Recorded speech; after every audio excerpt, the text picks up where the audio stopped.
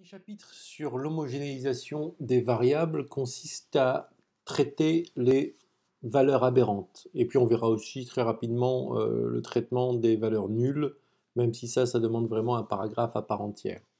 Donc la détection des valeurs aberrantes, dit outlier, c'est la détection de chiffres qui sont sans commune mesure avec la variation, disons, attendue, normale d'un chiffre, d'une variable quantitative.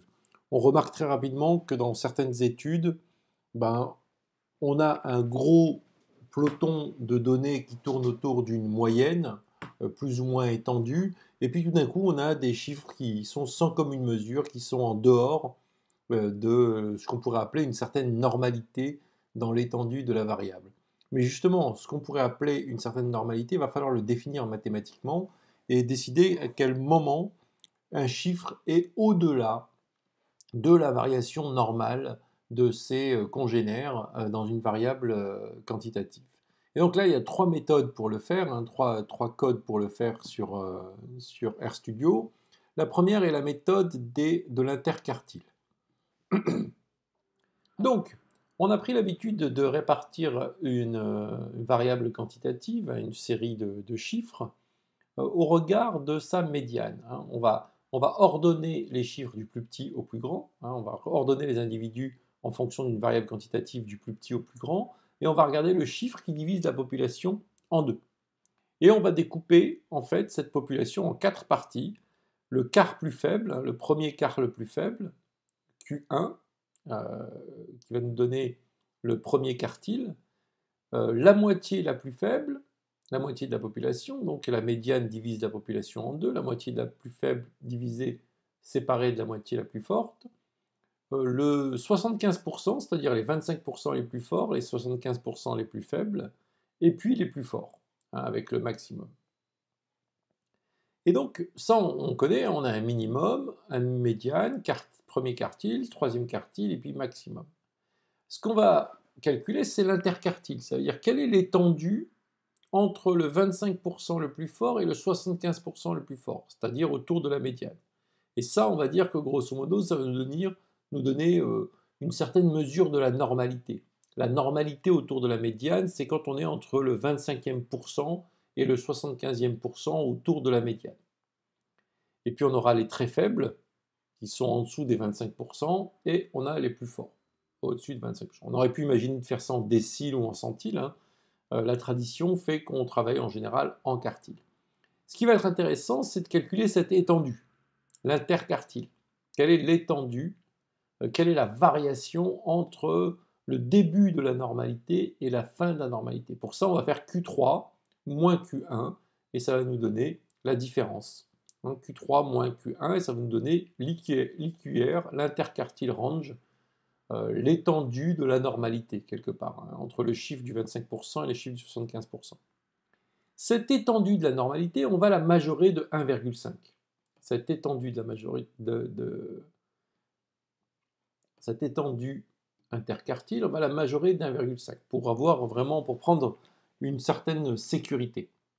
Et cette interquartile fois 1,5, on va l'additionner au Q3. Et on va considérer que jusqu'à une fois et demie l'interquartile au-dessus de Q3, on peut considérer qu'on est dans une sorte de maximum, entre guillemets, maximum du normal. Au-delà, on va créer une frontière qui va dire qu'au-delà de 1 fois et demi l'interquartile ajouté au Q3, et ben, au-delà de cette barrière, on se retrouve très vite avec des chiffres qui sont anormaux. Et que ce soit dans une étendue, dans une variation normale, enfin dans une répartition normale ou pas, cette méthode peut permettre de se fixer une quantité au-delà de laquelle on est à Q3 plus une fois et demi l'étendue normale autour de la médiane, et au-delà de ça, on va considérer qu'au-dessus, ce sont des chiffres anormaux. Et vous verrez que très très souvent, il y a très très peu de chiffres qui dépassent cet écart. Et on va faire le même travail ici, c'est-à-dire qu'on va déduire une fois et demi l'interquartile à Q1 pour trouver le minimum normal. En dessous, ce sont des chiffres vraiment trop bas. Voilà la première méthode que l'on va utiliser pour essayer de calculer l'interquartile. Donc ça va être très simple, hein. On va calculer le quantile à 75, le quantile à 25, on va faire la soustraction, ça va nous donner IQR, et il suffira de prendre le quantile à 75 plus une fois et demi IQR, et on aura ce maximum, cette frontière supérieure, ce maximum entre guillemets. Et ici, on va déduire le 25%, le premier quartile, on va déduire l'interquartile fois 1,5, et on va trouver la barrière minimum. Au-delà de ce maximum et au-delà de ces minimums, on va se retrouver avec des individus. Donc on va demander quels sont les indices qui sont...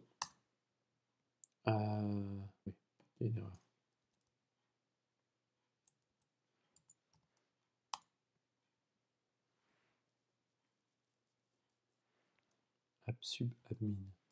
Si je change... Voilà, il va nous donner ceux qu'il considère être... Donc on peut lui demander qu'est-ce que c'est, hein, c'est ceux qui sont supérieurs à 62,5. Donc voilà, ça c'est une des méthodes. Donc on peut lui dire, ben, donne-nous, je sais pas moi, TBL, donne-nous justement les Facebook expressions, Facebook share, que tu considères être supérieurs, être des outliers. Donc on va voir ici, et vous allez voir que c'est que des chiffres qui sont au-delà de 62,5. Voilà. Là, on a tous les chiffres qui sont au-delà de 62,5. Et si on veut par exemple les titres,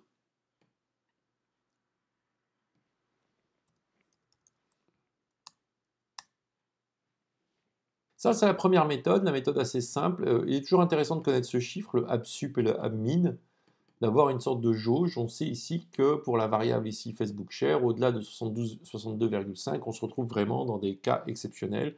Et on a trouvé ici 149 cas exceptionnels, à peu près 10%. L'autre méthode, c'est de se dire qu'un outlier, c'est celui qui a un chiffre qui est 3 fois, dont la variation à la moyenne est 3 fois l'écart type. Vous vous rappelez, on avait fait du scaling la dernière fois, au chapitre précédent, c'est-à-dire qu'on avait regardé comment chaque chiffre est une variation à la moyenne et comment cette variation à la moyenne est un n fois l'écart type, c'est-à-dire la variation moyenne.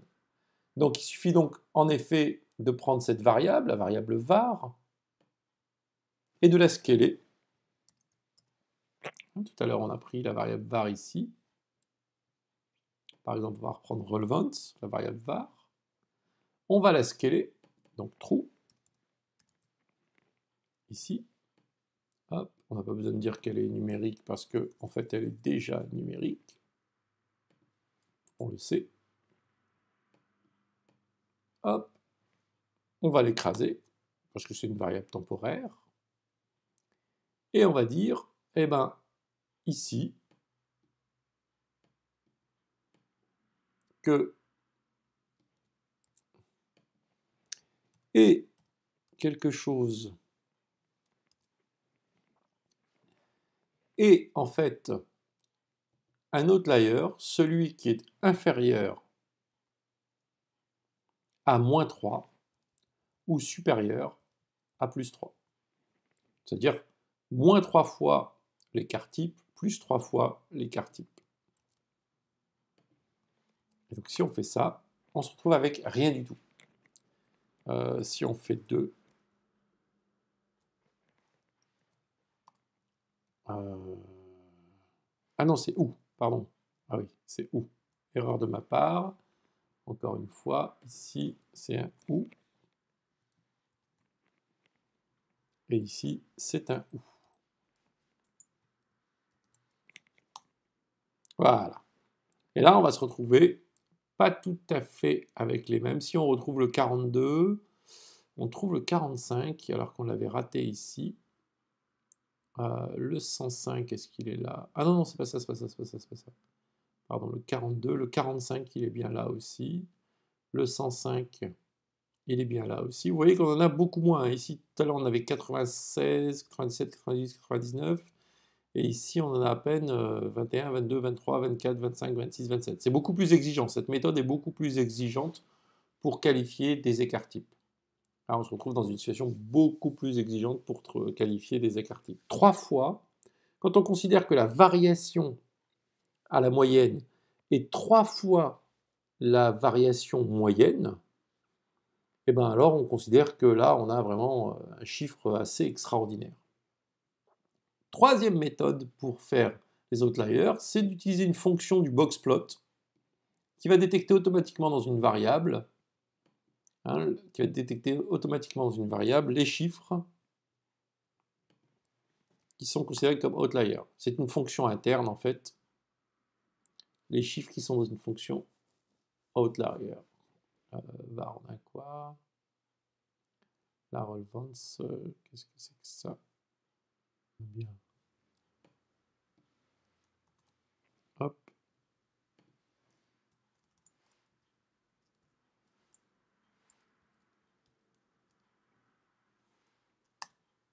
Voilà, je vais faire ça. Donc ici, on devrait retrouver donc, tous les chiffres. Et si on demande les which, évidemment, le which de ça, alors là, ça va être très particulier parce qu'il faut créer une condition true. Donc, dans la variable en question, lesquels sont compris dans les chiffres qui ont été détectés comme des outliers. Et là, on va se retrouver ici avec tout le monde et on va retrouver le 45. Et vous voyez que la méthode, en fait, elle ressemble beaucoup, parce qu'on est 96, 97, 98, 99. La méthode semble être même carrément la même, hein, puisqu'on retrouve ici 12, 35, 41, 12, 35, 41. Bon, ben, j'ai l'impression que, en fait, toutes les lignes de code précédentes que j'ai écrites pour rien se retrouvent entièrement ici, 1445 et 1445. Bon, bah, la première partie ne sert à rien, je vais la supprimer. Donc vous voyez la méthode de l'interquartile, c'est tout à fait la même. Et en fait, la méthode des UQR, elle est déjà implémentée dans le boxplot. La fonction boxplot, vous savez, c'était la fonction qui vous permettait de voir une variable quantitative. Ici, hein, un boxplot, il est là. Je vais vous le mettre ici. Voilà.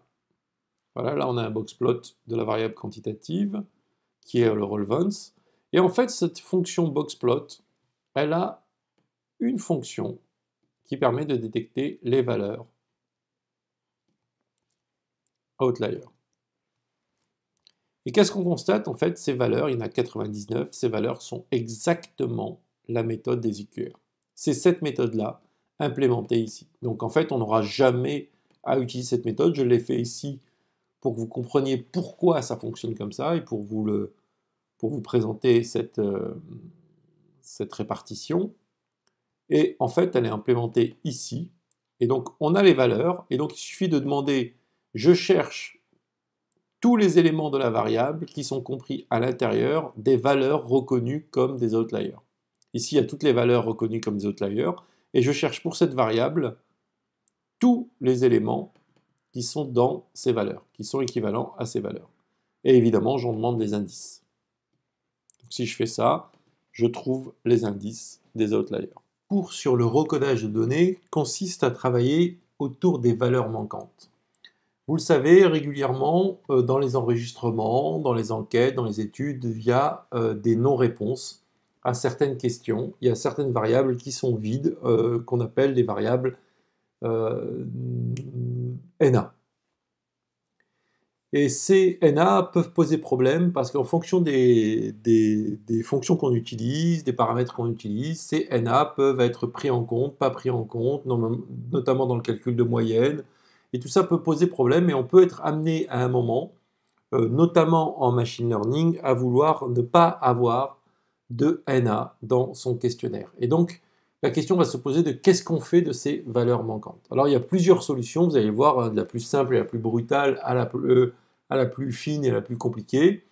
Donc la première est d'abord de vérifier dans son set de données, ici j'ai pris un set de données dans lequel je savais qu'il y avait des NA, savoir évidemment la fréquence des NA, quelles sont les solutions, quelles sont les variables qui possèdent des NA en eux.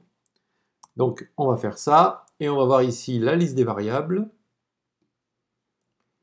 et on va voir ici que justement il y a 288 NA dans les titres qui manquent, et c'est 100% des réponses. Donc là on a vraiment 4 variables qui sont complètement vides, totalement vides, et qui ne devraient pas exister, hein, parce que c'est pas du tout normal qu'il y ait des variables vides à un moment.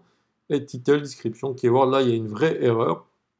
Et là la première chose qu'on va faire, c'est là on peut absolument rien faire, on va supprimer ces 4 variables. Ça c'est une chose qui est claire, hein. On va faire node total, title, hop, et on va supprimer la variable, parce que ça n'a pas de sens d'avoir une variable complètement vide. On va faire la même chose avec description. On va faire la même chose avec keyword.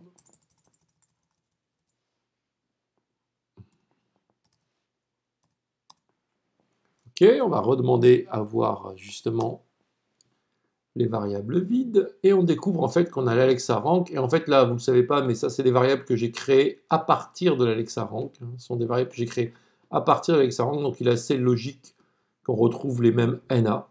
Donc on découvre en fait que dans son set de données, on a une variable, Alexa Rank, qui a 26 NA, soit 9% de la variable. 9%, ça commence à faire quand même pas mal, et donc on va se demander comment on va pouvoir travailler avec un set de données sans NA. Donc ici, par exemple, on va essayer de visualiser justement, c'est la même chose que la fonction précédente, mais sauf qu'elle est visuelle, visualiser les espaces dans lesquels il y a des manques. Ah, j'ai oublié timeset, vous voyez, timeset qui est à 100%. Donc on va supprimer timeset. Et donc, voilà, et donc si je rappelle l'élément, voilà, là on se retrouve avec justement les patterns visuels, et c'est exactement la même fonction que l'autre, sauf qu'elle est visuelle, donc elle permet de voir immédiatement là où on a des variables manquantes. Bon, maintenant qu'on a repéré notre Alexa Rank, on va essayer de se demander qu'est-ce qu'on va faire avec. Alors on peut très bien chercher à avoir ici un set de données uniquement fait de ceux qui sont NA. Donc on va chercher lesquels sont NA dans Alexa Rank, et on va appeler le set de données complet. Pour se demander, mais quelle est la particularité? Et donc là, on a 26 NA, on retrouve donc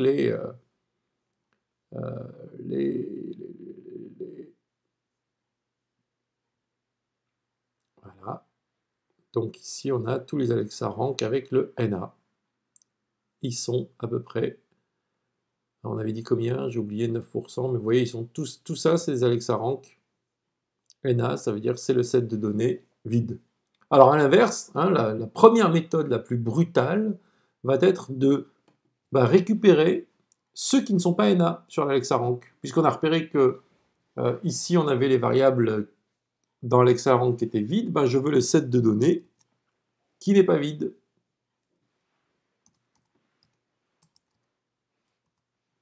Voilà.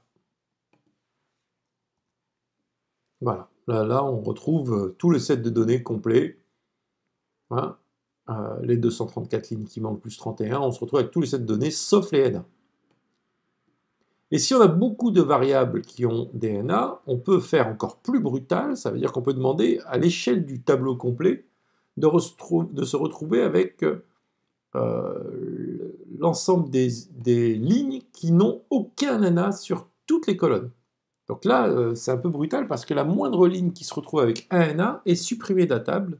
Donc tout à l'heure, par exemple, chose absurde, si vous avez une variable qui a 100% de NA, vous risquez de supprimer entièrement votre table, parce qu'il vous dira « je n'ai trouvé aucune ligne qui n'avait pas de NA ». Donc là, en l'occurrence ici, si je fais un 100 NA ici, on va se retrouver avec 262 observations parce qu'il a automatiquement supprimé. Hein, rappelez-vous tout à l'heure, dans notre total, on avait 288 observations et maintenant on a 200, 200, 200, 200, 200. Où est-ce qu'il est? Où est-ce qu'il est? Où est-ce qu'il est? Où est-ce qu'il est? Boum, boum, je l'ai perdu. Bon, je l'ai perdu. Il est là. 100 NA. Voilà, 262 observations. Donc voilà, là c'est un peu logique. Ensuite, une deuxième technique avec la librairie Zoo, c'est d'essayer de remplacer par la moyenne. Bon, c'est un peu brutal, mais on se dit que si on remplace les vides par un chiffre moyen, ça ne devrait pas peser sur la variation, sur la variance de la variable, et donc il ne devrait pas avoir de conséquences trop lourdes sur l'analyse de la variance, même si, c'est quand même entrer des informations fausses. Hein, certes, on ne fait pas bouger trop la variance, mais on fait entrer une information fausse, c'est-à-dire qu'on ne savait pas en fait quel était l'Alexa rank et on lui en attribue un. Donc s'ils ne sont pas trop nombreux, ça va nous permettre de tricher un peu sans qu'il y ait de lourdes conséquences sur l'analyse. Mais attention, hein, s'ils sont nombreux, on risque vraiment de faire peser à un moment donné cette invention sur l'analyse, notamment s'il y a très peu d'observations. Hein. Si le ratio est de l'ordre de 10%, ça commence déjà à faire pas mal lourd. Donc ça, c'est à utiliser avec précaution, avec des ratios très faibles de NA, hein, des ratios de 1% sur des sets de données très conséquents. Donc si on a un set de données très conséquent et qu'on a moins d'1% de vide, le fait de boucher comme ça pour permettre à une fonction de pouvoir opérer sans NA, c'est peut-être plus intelligent que de supprimer entièrement des lignes. Voilà, c'est à vous de voir, mais il y a une méthode hein, qui permet de remplir les vides de la variable par sa moyenne. Enfin, la version la plus avancée tout de même, c'est d'utiliser le machine learning. Alors, quelle est la fonction du machine learning? On sait qu'une variable peut être prédite par d'autres variables. Quand il y a des variables qui sont très corrélées à une variable, on considère qu'elles peuvent être prédites. Et donc, on peut se demander, est-ce qu'on ne peut pas donner à la variable à qui il manque une valeur probable au regard du comportement qu'a la base de données complète. Je m'explique. Ici, dans notre total, on sait qu'on a l'Alexa Rank et on a découvert que l'Alexa Rank était corrélée au domaine authority, corrélée à page authority, etc., etc. On peut sélectionner tout ou partie de ces variables fortement corrélées, c'est-à-dire des variables qui peuvent expliquer, déterminer la variable Alexa Rank, pour deviner un chiffre probable que l'on pourrait mettre sans casser la matrice. Et donc ça, on l'utilise souvent quand justement ce sont les variables que vous voulez utiliser dans votre modèle de machine learning. Vous allez vous dire, si j'invente des chiffres qui sont probables au regard même du modèle, je vais pouvoir boucher les trous, appliquer mon modèle sans avoir cassé le modèle.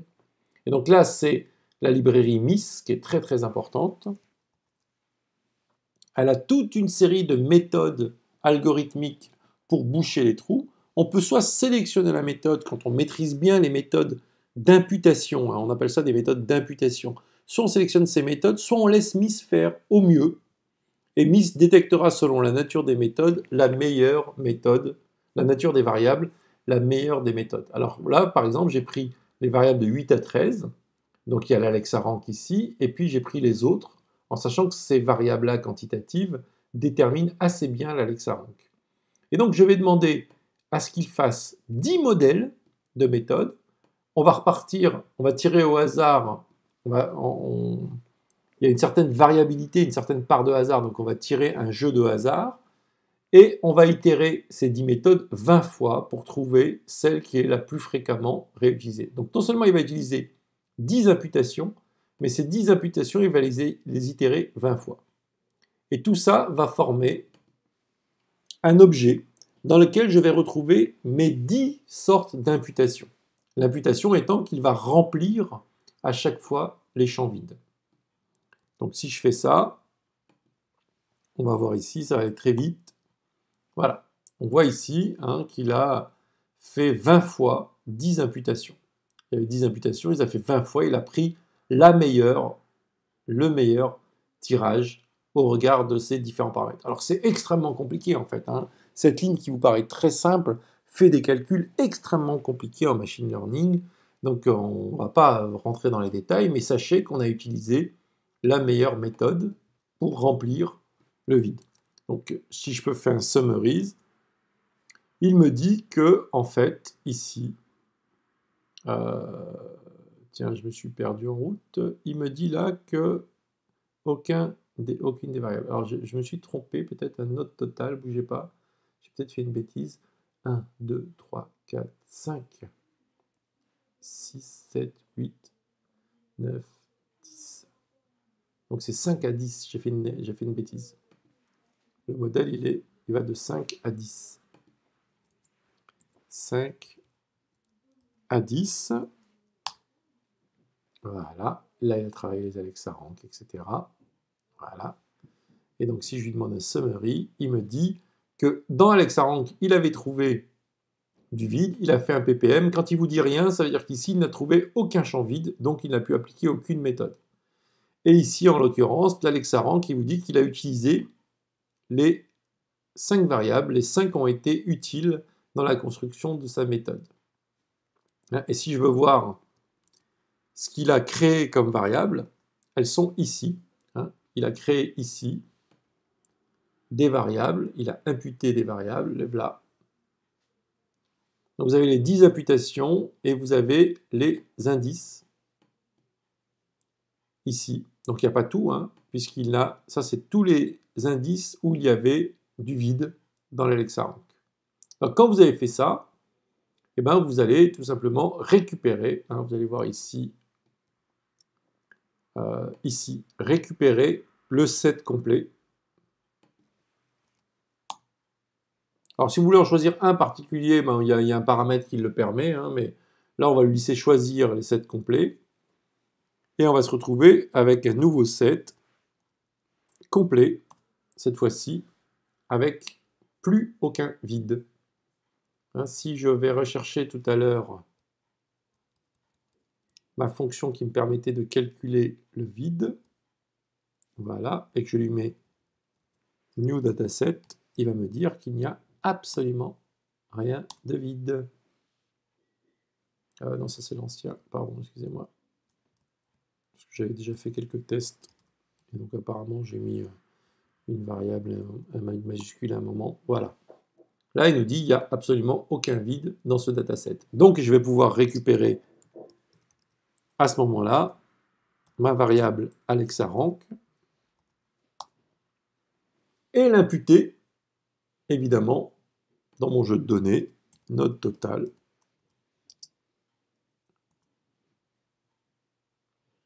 Alors, l'idéal serait de créer une Alexa Rank underscore miss, ne pas écraser l'autre, on peut vouloir regretter, et en new dataset,